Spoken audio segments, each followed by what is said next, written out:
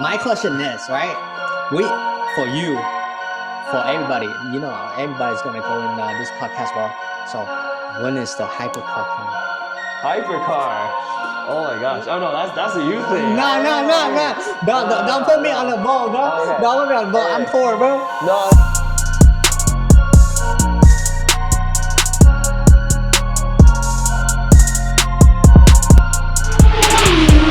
Welcome back to channel của mình. Thì hôm nay thì mình sẽ quay một podcast đầu tiên của channel. Hôm nay thì mình có mời một người bạn của mình. Anh Harrison. Hôm nay thì anh sẽ ngồi ở đây với mình nói về trải nghiệm về xe của anh. Nói chung thì anh là fan Lambo. Yeah, thank you for being here, bro. Of course, man. Okay. Before we start, maybe introduce yourself a little bit. Yeah. Hey guys, I'm Harrison. You've probably seen me on Vin's videos like a bunch of times.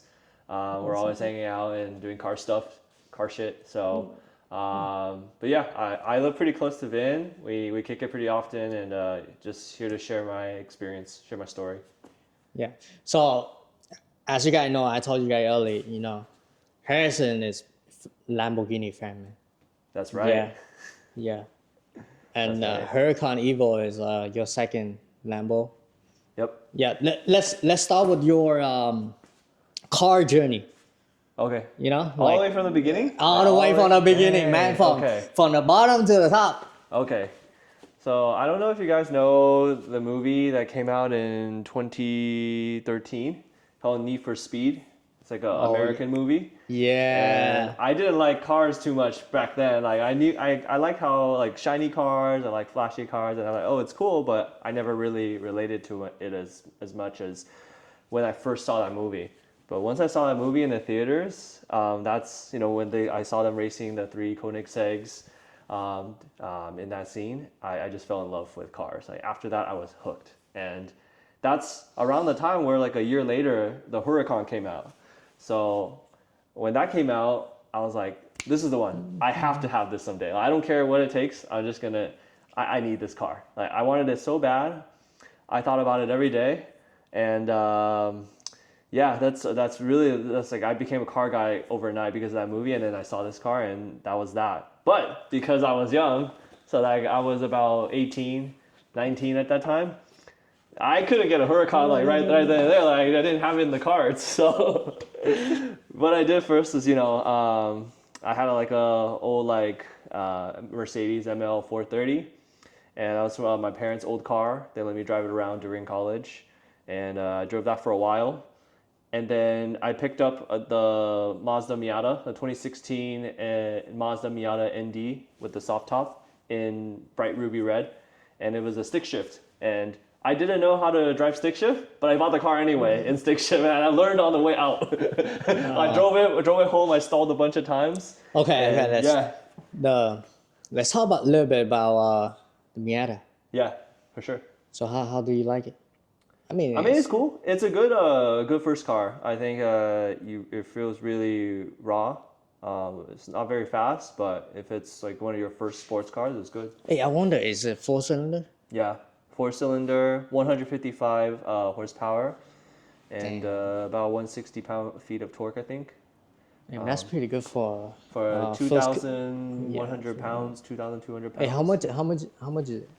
When I got it, I don't remember, but I think it was 26,000 around that price.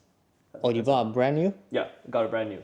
Damn. And that was when the first generation came out. I bought it first year. So that's like your first feeling with the car, huh? Fun car, yeah. Yeah.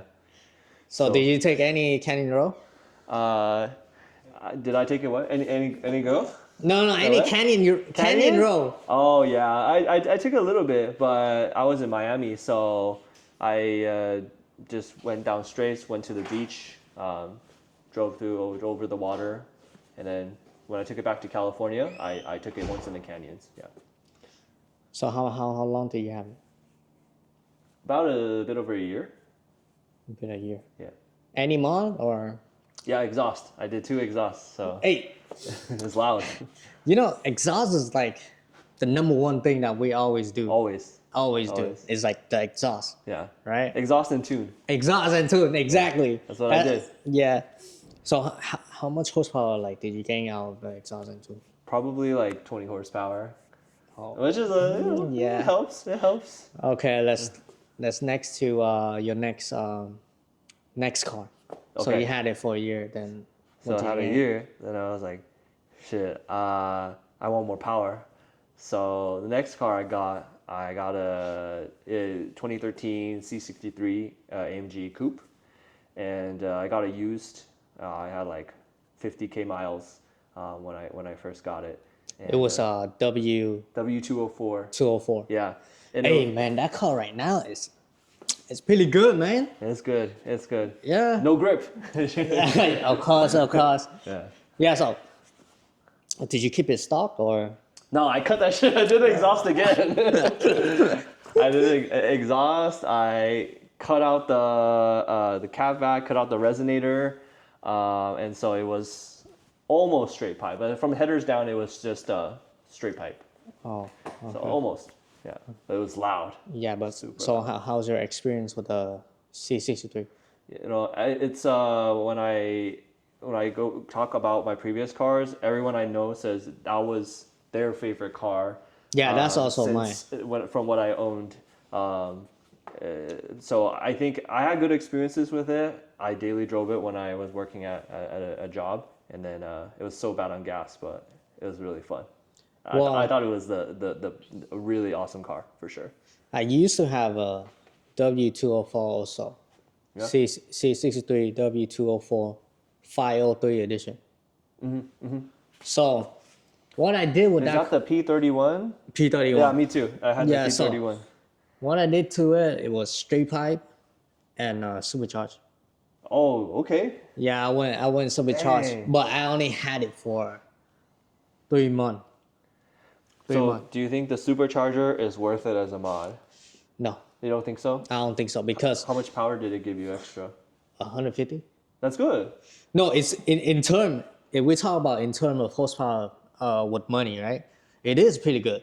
But the thing is, the car is from factory straight out factory. There's no grip. Yeah. Yeah. To start up, there's no grip already. You can't put the power down. Yeah, exactly. So it bump up to like 600 wheel. Yeah. Around there. Yeah.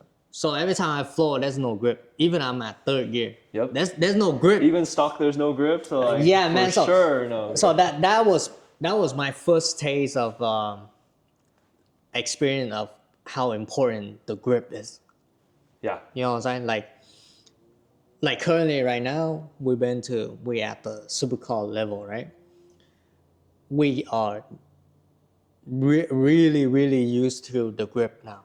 Yeah. Because all this car we all know about, we're paying for the handling, right? So every time now, even though I have a lot of experience driving a lot of car, now I'm driving like a BMW or a C63 or a RS5 or S6, 7. I'm still got that nervous, man. Yeah. Because there's no There's grip. no grip. Yeah. Yeah. And American car is even worse. But what if you warm up the tires? Does it help? No, it doesn't help at Doesn't all. help? It doesn't help at all. First of all, let's look at the brake.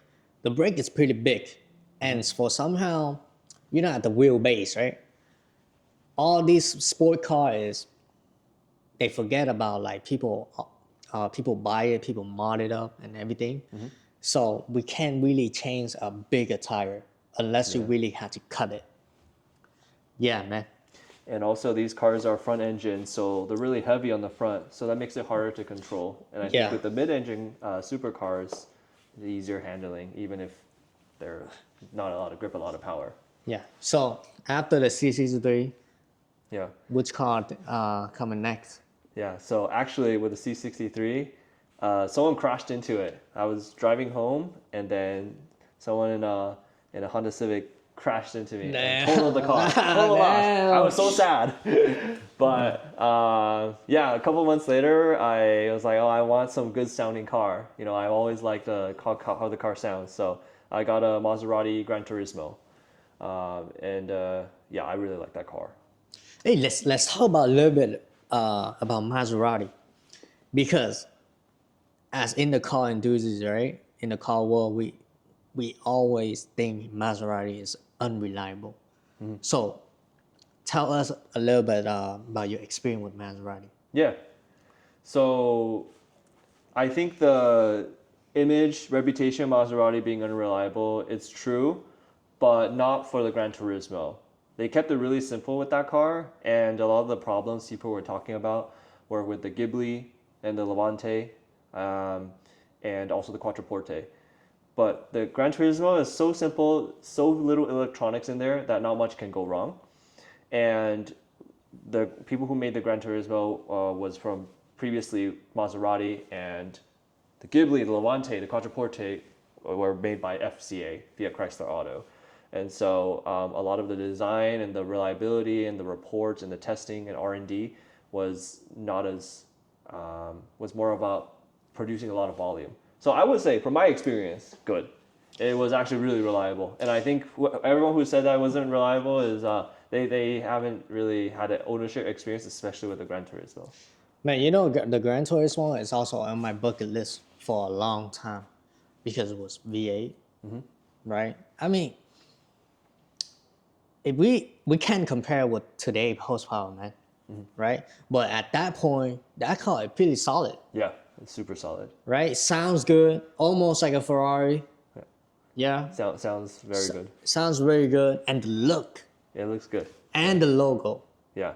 You know what I'm saying? So I think that was 2016, 16, 17 when you got it. Oh, that was 2019. Oh, 2019. Yeah, 2017 was when I had the C63. So, would you buy another Maserati again, aka MC20? MC20? Yeah. I haven't tried it. I saw some reviews, video reviews, and people said it's a little bit boring, but it's a cool looking car. So I want to try first before I say it's good or bad. I mean, I can tell you my experience with it. Yeah, you test drove it? Yeah, I drove twice. Okay. Oh, nice. MC20.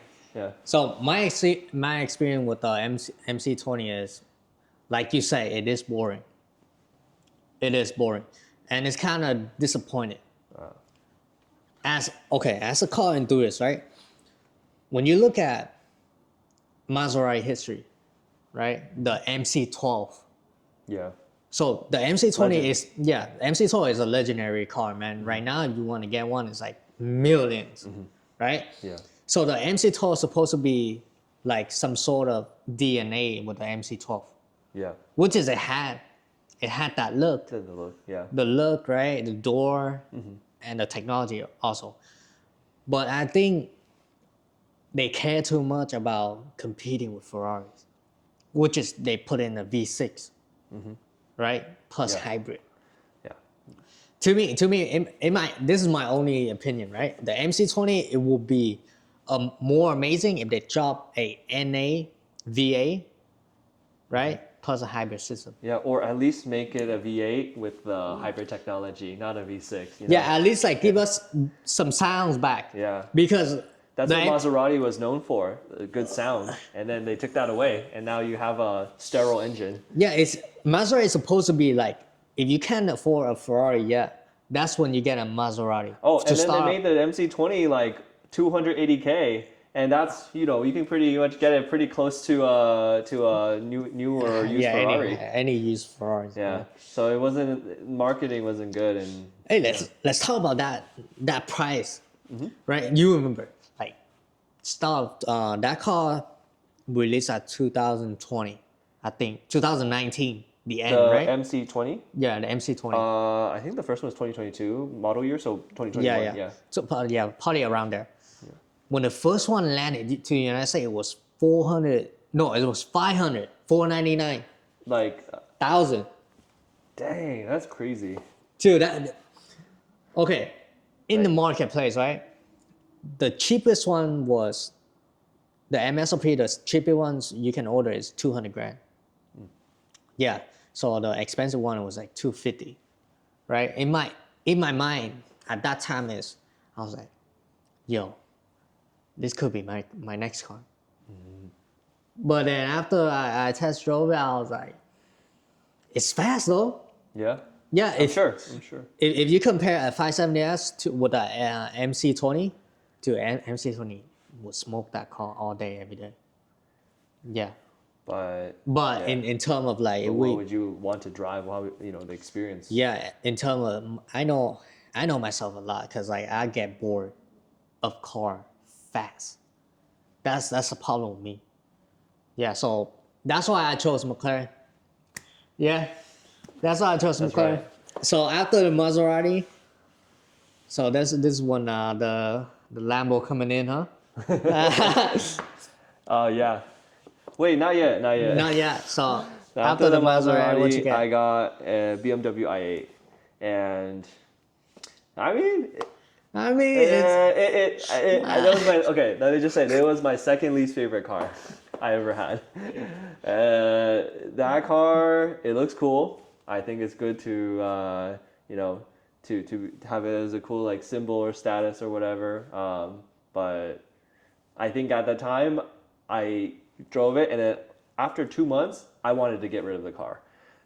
It was boring. It was quick, but it wasn't that fast. And the handling is okay, but not great. And considering how it looks, I think the performance needs to be a lot better because it's kind of like a sheep in wolf's clothing. It's not that, it doesn't perform that well. When the IA came out, back in Vietnam was like the hardest car. Yeah, it was popular worldwide. Yeah, worldwide, I think was like number one car, like trending. Mm-hmm. Yeah, brand new was like 150 to like 200, right? When I look at the IA, because we all know this car company, right? When they release a regular one, they will release a special edition. Yeah. So when I look at BMW racing team, they did have the IA on the racing team, but with a V8. They should have done that with the production one. So that V8, it was in the M6. Yeah, okay. So I always thought, okay, how about you make a special edition of IA, put a twin turbo V8 on it? That would sell. Mm-hmm. In my opinion, that would sell.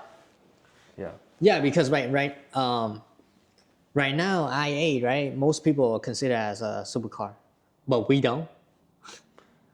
Yeah. We don't, because the performance is not there. Yeah. Yeah. And if they at least put a V6 in there, I think people would be happy. But it was a 3-cylinder from the Mini Cooper engine, and no sound. Yeah, no fake sound. A fake sound. And then you know what I did? I went and cut out the exhaust, and it sounded like shit. Hey, but does it pop though? Yeah. Pops a lot. Yeah. But man, that shit droned so much. Okay, so let's start with your Lambo journey. Yeah. So after having that for a year, I saw Lamborghini Gallardo, specifically the LP 550-2. I saw it nearby, and I drove down there and I test drove the car and immediately bought it. But this one has an interesting story. Yeah, it has also. Yeah, so this is, so I've bought, as you probably have heard in the past few minutes, I bought a lot of cars in a short time frame, but it doesn't mean I was good at buying cars. So yeah, we can talk about it if you want. Okay, we can talk about later on. Yeah, let's talk about your experience with it. Okay. I think you had it for a year, no? Like 10 months. About 10 months. Yeah. So in that 10 months, like what's the most exciting point of that car? Oh man. So the thing with the old school Lambos is when you drive them and you try to get it to as close as even 80% or 70% of its limits, you feel like you're gonna die because it's so old school. Like there's no tech. So if you lose control of the car, you're gonna crash. And that's why they crashed a lot of Gallardos. So yeah, that car is pretty raw. It's really raw. Single clutch V8. I mean V10.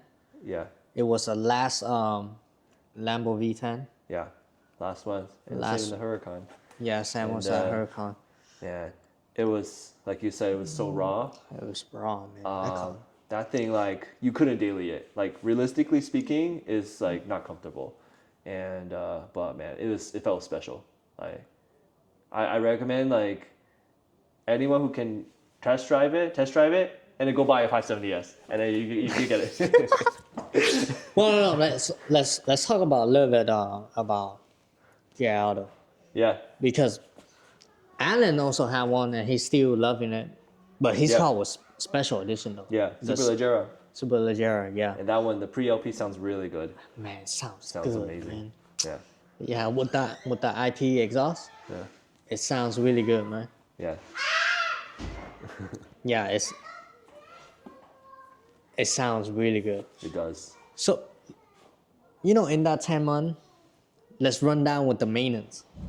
Yeah. Oh, okay. Man, when I first got the car, it had a check engine light, and the salesperson said it was for the exhaust because it had an aftermarket exhaust, and it sounded loud and it smelled like a lot of exhaust smoke. But I don't know. I'll just take. I never really. I tried fixing it, but it was hard to fix. So, And, so this is my experience, and this is what I know with the V10 platform. So what happened is, all the V10 generation, right? Even with the R8, right, or Huracan, any V10. What happened is, so the V10s right here, they also make two header. So that header, they have a cat here, right? Yeah. Then they have a catback system. Normally, a car, before the header, they will have a test pipe or a downpipe. Downpipe, that's when we call it turbo car, we call it downpipe. An NA car, we call it test pipe, right? So in this platform, they don't have a test pipe. So what happened is, when you change the exhaust, you will get a cold. That could be one of the reasons. Yeah. The second reason is, you know how this, all this car has been 10 years old or 7, the cats go bad. the cats go back. Yeah. Yeah, just like my 570S. When I take that thing out, there's nothing left. Yeah, there's nothing left. Yeah. Yeah. So I don't know I never ended up finding out exactly what was wrong with it. But everything else, it was okay. Like maintenance, I didn't really spend that much money on it. Probably just oil change and change some brakes and change the brake pads. That's Hey, pretty much it. let's run down like the number, the pricing. The pricing? Yeah. Oh, okay.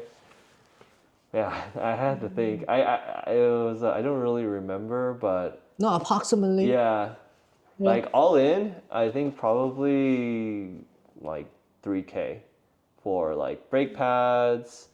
Because I also did something else. I did the oil change, and then yeah, I think it's about like 2,500 is how much I spent. 2,500 to 3K total in the 10 months of ownership.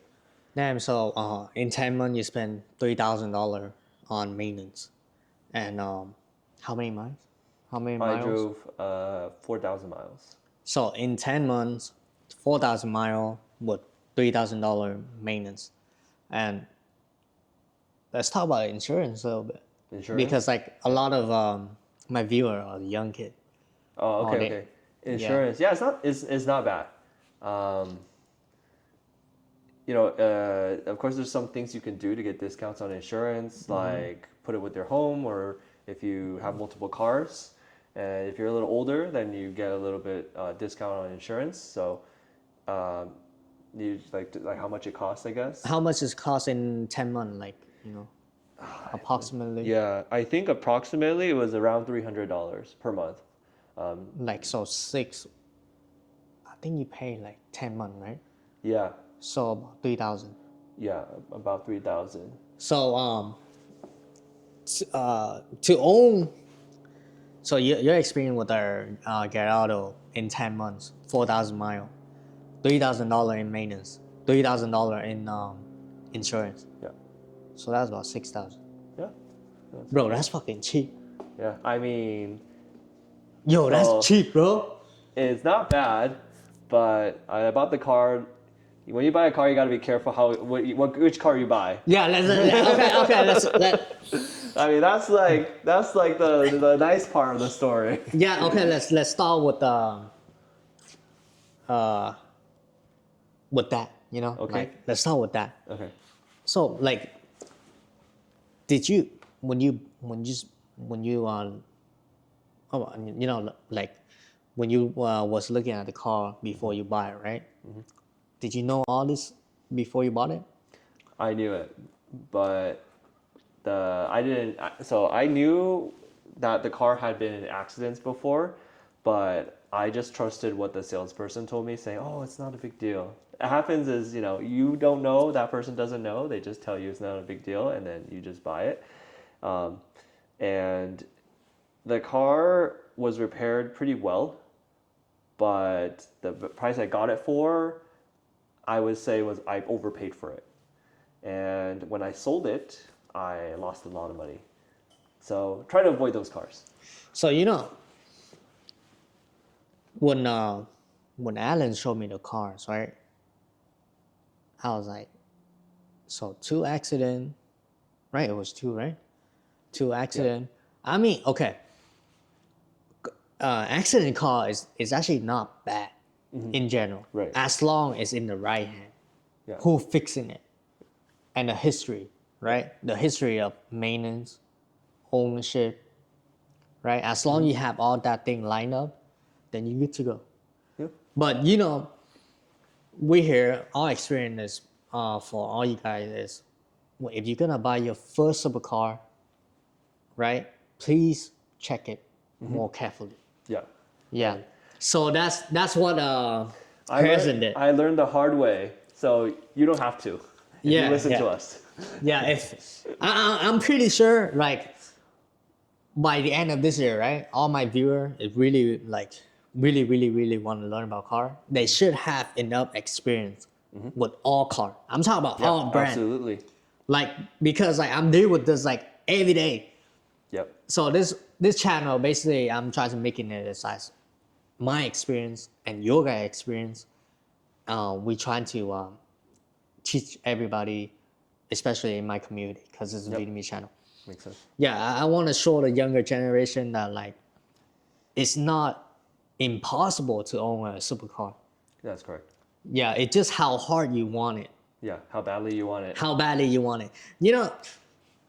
Supercar is like, it's still, in my community, a supercar is still something that like flashy or some really, really expensive and like can't really afford it. Yes, in some way, yes, it is, right? As a young age, right, like me, dude, I'm already 24, man, right? And my insurance. I know it's crazy. Yeah, like.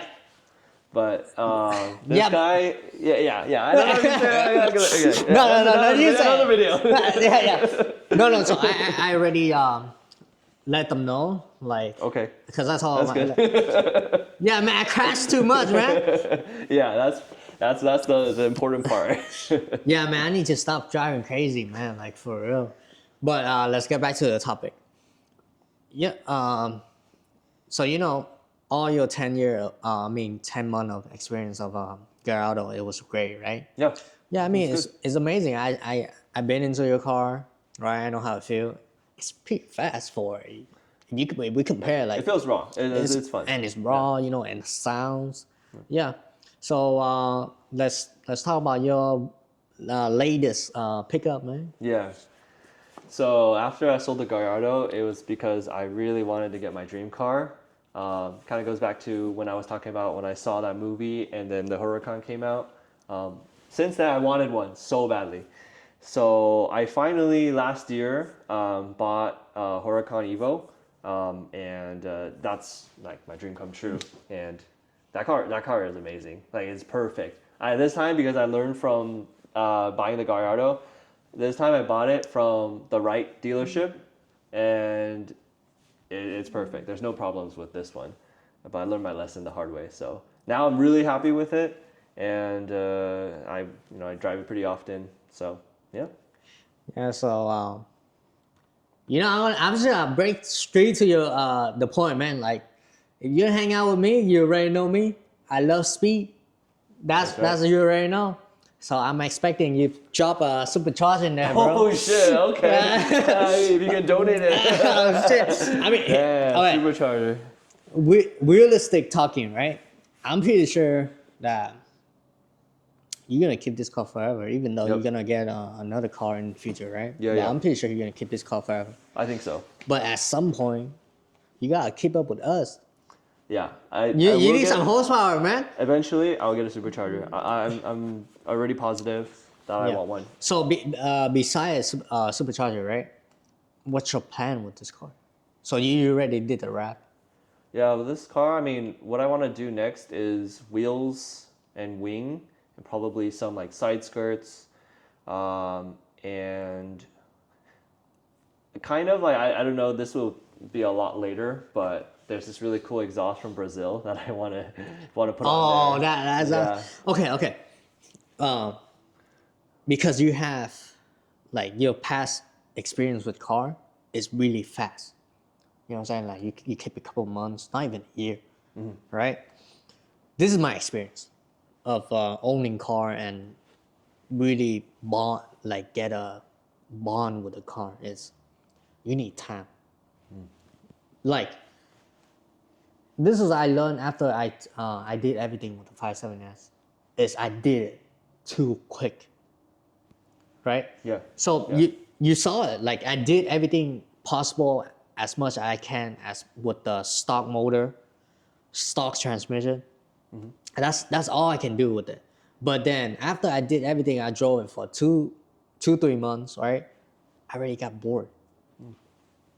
Yeah, that's Yeah. that's the reason why I keep telling you, like, man, I need a new car, man. Like that's not much to do in there. Yeah, so what I'm trying to tell you is if you're gonna keep this car for as long as possible, like slow down, take time. Yeah. Like keep like just like you drive a couple more months with this stock form, right? After that you feel like, oh, I need more volume, more sounds. Yeah. Then let's start with the exhaust, Yeah. right? Then with the exhaust, when you got more volume, more sound as you want it, but now I need to keep up with the cruise, right? Then drop a tune on it. Yeah. Yeah, okay, let me explain it to you guys. That NA car, even stay tuned, you don't get that much horsepower, Nope.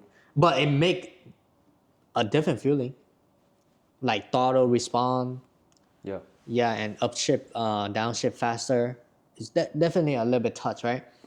Then after that, then you drop some wheel, aero kit, some wing on it. Yeah, then after that, if you want to go further, the safest part I can think of is VF engineering supercharged. But that's like 40 grand, right? Exactly. So That's like 40 grand, man. another time. Yeah, man, that's Yeah. 40,000. You can get like a new car with that. So it will come, but just not that soon. Okay, so when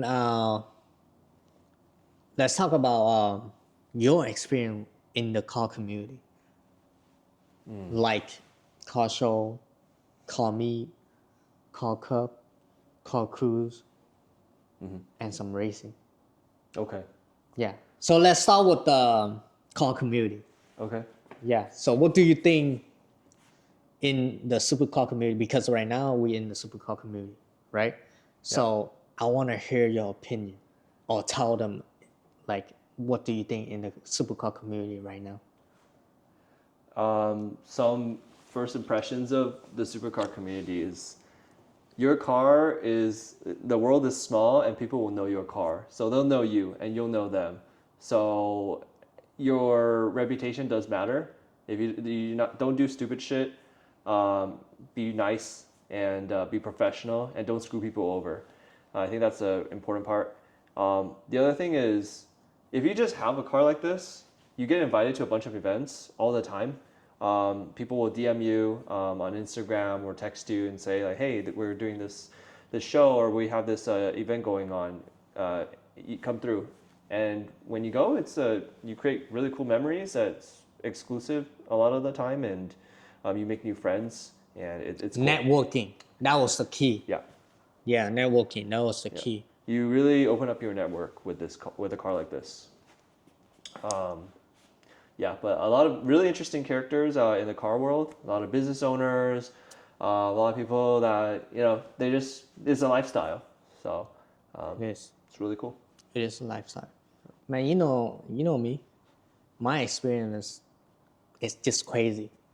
It's just crazy, right? Because like I involve in too much, like car community, not just supercar, all community. Yeah. Then supercar, then some hypercar. But hypercar I don't keep in touch that much no more because I'm not at that level yet. Right? I know them, they know me, but there's not much conversation to start. Yeah, that's like the another level. That's like that I call it that's a pinnacle of level of playing around with car. Mm-hmm. Yeah, so I'm not that level. Mm-hmm. Yeah, but I deal with a lot of racing now. Yeah. Yeah, straight racing now. Well, not that much no more because now we have somebody watching us. Yeah. Yeah, but let's talk about event, right? Yeah. So 2 days ago I was texting you that like he was sending me an invite to one of those like real estate, networking. Yeah. Yeah. So what do you think What do I think of? of that event? Like, what's like? Take a guess. Like, what could be happen in there, or I think it's like to boost your business or boost your image. I think they have a lot of cars and like nice houses, and then you could promote yourself. I think that's what it is. I mean, like when he invited me, right? Mm-hmm. And I sent it to you, and you told me you didn't get an invite, mm-hmm. right? Then I was like, then I already told him like, yes, I will go, mm-hmm. right? But then I found out that you're not going. Mm-hmm. So right now I'm still like, I don't know if I want to go or not because like, for me now, I'm not in with the networking no more. Because like the networking that I needed, I already have enough, mm-hmm. right? Like, I mean, it is cool to show up one of those events, like $10 million house, $20 million house, right? Mm-hmm. With some champagne and bunch of like doors up car, Yeah. It's pretty cool networking, but there's not much to do there. Unless my partner, he's in Vietnam, right? Unless my partner want to see it, then I'll take him, mm-hmm. go there. Yeah. Then do a flex video. It's because this guy gets invited to too many events. Yeah, man, too many. You can't say yes to all of them. Yeah, man, too many events. But here's the thing though, people like invited me because they know that I have, as you guys know, I have a car club. So they expect me to invite everybody from the club to join them. Basically, free marketing for them. Mm-hmm. Yeah. Which is I did for too many times that I feel like I don't want to do it no more. Yeah, that's completely understandable.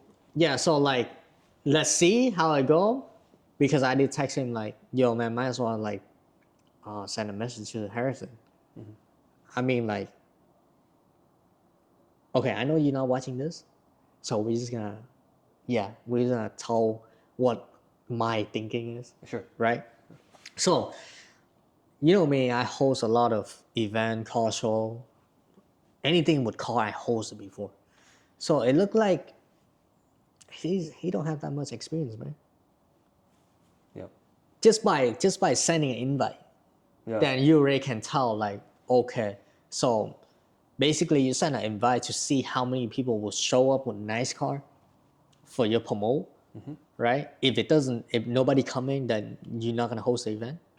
Mm-hmm. Right? Yeah. No, normally, like if you're gonna invite somebody to an event, right? You already have a flyer ready, a post ready.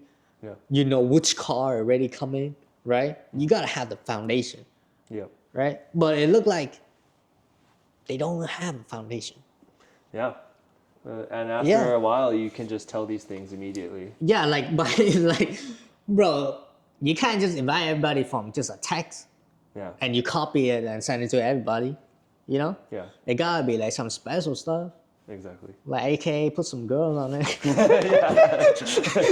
Or put a nice big house like it's like, oh, show up. Yeah. No details yet. Okay.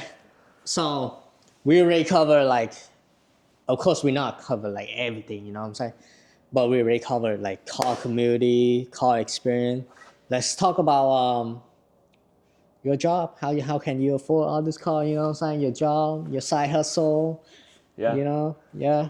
Yeah. Oh, by the way, let's I know it's kind of late, you know, but I think you forgot to tell your age, you know. Introduce your age, Oh, you shit, know. okay. Say, what school did you graduate from? Dang, they want to know that? I mean, you know, look, we have, dude, I have like 13, 14-year-olds, right? Still in fucking school, Cool. right? So Awesome. Stay in school. I think you are the perfect guy that come up here and talk about the school shit, right? Because you graduated from USC, right? Which is like pretty big deal, right? Okay, anyway. I mean, Vin's giving me too much credit. Okay, go. Okay. So I guess I'll just start really basic. So right now I work at a pretty big company, but the line of work I'm in is called corporate strategy. And it's very business oriented, and simply put, you help the company and its executives decide what to do, how to plan out what their fiscal year is, their operations. You help strategize what direction the company should go in. A lot of that, can be broken down into daily activities, a lot of meetings a lot of time. You need to create materials, and you have to do an analysis and market research sometimes. And so that's kind of like what my day job is. And yeah, going to school really helped with, it was required to get that job. So yes, I did go to USC and to get my business degree and MBA for that. And then I did consulting, specifically management consulting, and then went to this job, which is corporate strategy. So that's my day job. Let's start with your hustle, you know what I'm Yeah. saying? The real deal. Yeah. So I think if you probably noticed, listening to Vin talk and all the other people that are featured on his videos, most of the time. Okay. Hold on. Let me stop you Yeah. for a second. I think I didn't share too much, but what I did share about, like, I was telling everybody, like, if you want to, you can afford a Bugatti or a Koenigsegg. That's what I said. Who? You? Me? Oh, no. Nah, stop lying, bro. Yeah. No. So let's start with your hustle. Okay. So generally, to have a nice car, it's good to own a business, and that's really where the real story is. And so I am pretty heavily involved in real estate, specifically real estate investing, real estate rentals, and my family is pretty involved in real estate, and that's where I got the influence. I grew up thinking, real estate is the way to go, just like the sky is blue. So, I mean, that's basically what I do, I guess, to afford the car. Yeah. Okay. Let's talk. Okay. This question is like I want to know. Okay. Because I never have experience going to college because I chose not to go, right? Okay. So I want to learn from you, like, what it's like to go to a USC. To USC. Oh. Yeah. Just for clarification, I didn't go to USC for my bachelor's degree. I went for my master's degree. So to go to USC when you're a graduate student, like when you're doing your master's, everyone's older and a lot of people have families, so it's not as fun. But if we talk about like a bachelor's degree, let's talk about bachelor's degree. I had a good time. Okay. Let me tell you my story. Okay. I didn't go college, but I did not miss out the party. That's good. That's the important part. Yeah. Yeah. Where I'm not gonna share too much of my Okay. story because too many people watching. Okay. Then I won't share too much either. But it was Yeah, just keep it. to go to class and do your homework, take exams, but also have fun. Have a lot of fun. Have a lot of fun. Yeah. Because you'll remember for the rest of your life. Yeah. So let's talk about like is school. Is it hard? depends. Yeah. I mean, you can make it hard, depending on the major you choose, but it pays off. And sometimes like just you want to figure out what you want to do. You don't have to think too hard. My advice is always just to pick something and go after it and don't think too much. And then because you have to keep going, you can't let yourself tell yourself to stop doing it. You need to keep persevering, and you don't have to be like, oh, is it worth it or not? Don't even think about that. Just go every day, go 110% of whatever you do, whether it's school, it's your business, or it's your job. And I don't know, that's what worked for me. I think it's just, the brain tells you, it scares you, it doesn't like to suffer. So you need to always push through that and persevere. Let me add on it, right? My experience. So, as you know, I work for my families.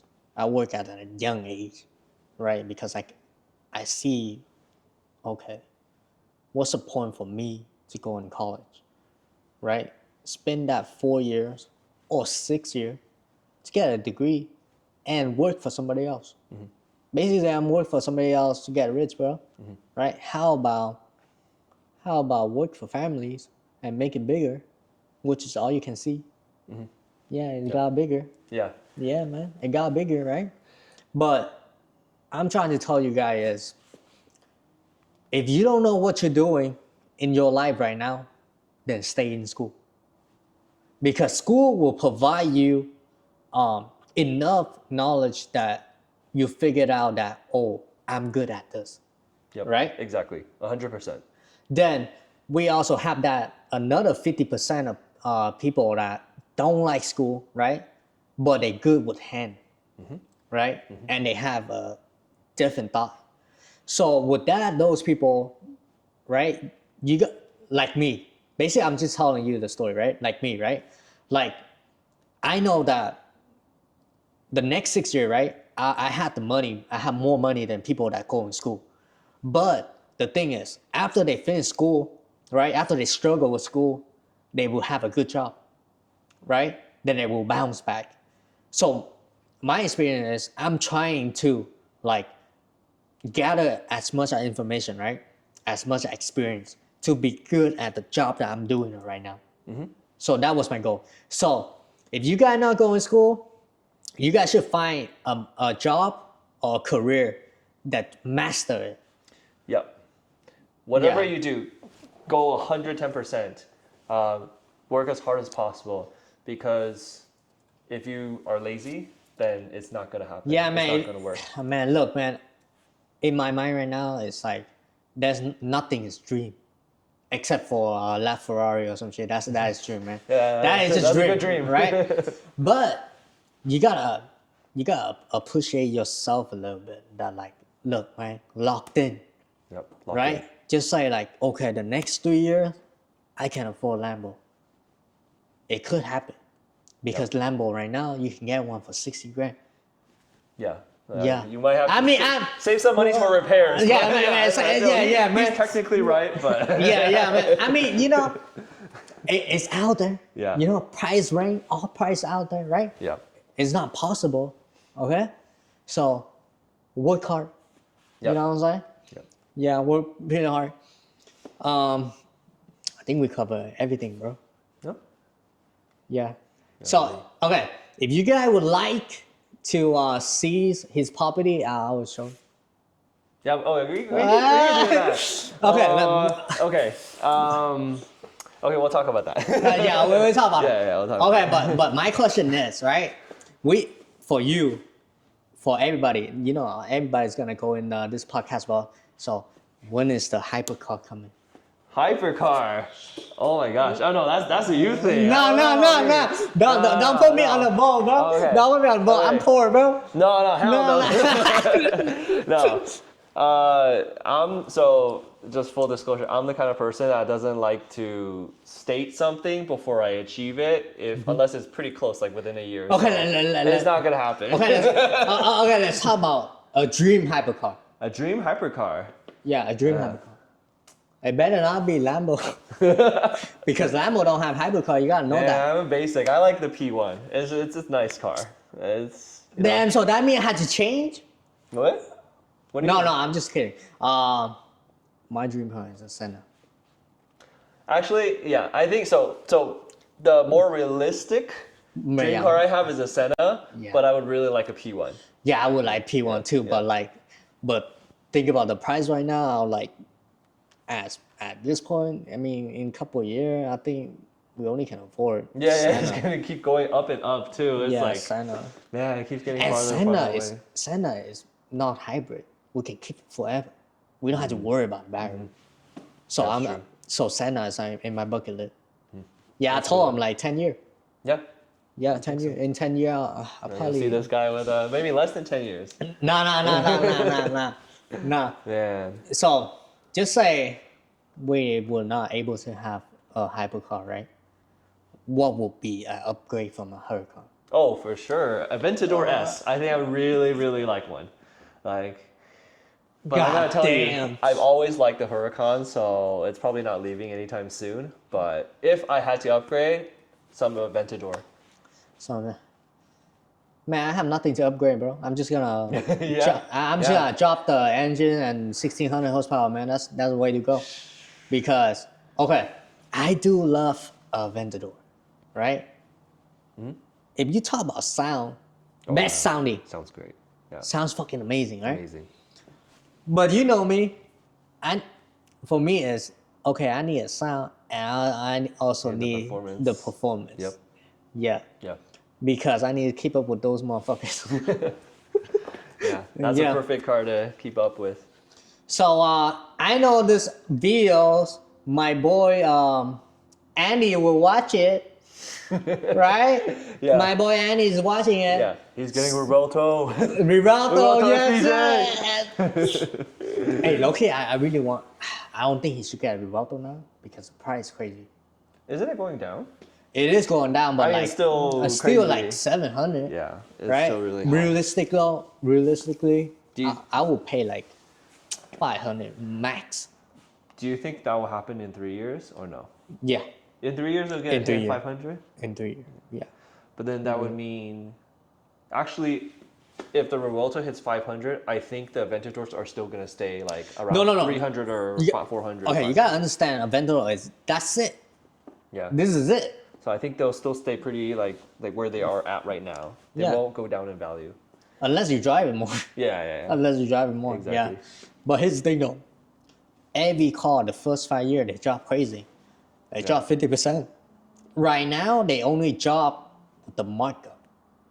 They haven't hit like the MSRP yet. Yeah. So this is my guessing, right? In 3 years, without a low spec, probably like 400. 400? Yeah, 400, 450. I can't see that. I still think it's at like probably 500. I mean, you had to look at like, analyze Yeah. of all the like generation of cars. That's as a dealer expect, right? I'm not a dealer, by the way. Yeah, I'm just gonna leave it out there. I'm not a dealer, but I know too much about that. So I'm looking at it. It's gonna hit that bottom. Look at SF90. Whoever think of that? Ridiculous. Yeah, it's so let me tell you, overpriced during COVID. Let me tell you, SF90. Who would have thought that car would drop to at this point? Yeah. Nobody. Yeah. And remember, MSRP of an SF90 is the same price as MSRP of Rivalto. That's true. Right? Yeah. And SF90, when it just came out, the first 2 years was $1 million car. Yeah. Overpriced. And now it dropped 400. It's 400K now. A really good car for 400. Okay. Anyways, Andy, if you're watching this, you're gonna be my next guest. Hopefully. because he's an asset. Yeah. Yeah, because we want to hear about your story with your Huracan Evo. We'll bring him here and then I'll bring him here. Yeah, we'll do a video. man, it's crazy. He's Vietnamese, and I'll make him speak some Vietnamese. I have some paperwork like right here, so he can read it. Nice. Yeah, man. Okay, our first car experience podcast today that's it. Yep, that's it. Thank you. I don't know whoever fucking watched to the end, but you know we had some people watch the end because you know why? Good for you. Good job. No. You know why? Because they will watch it. We talking shit. Okay, peace. Peace.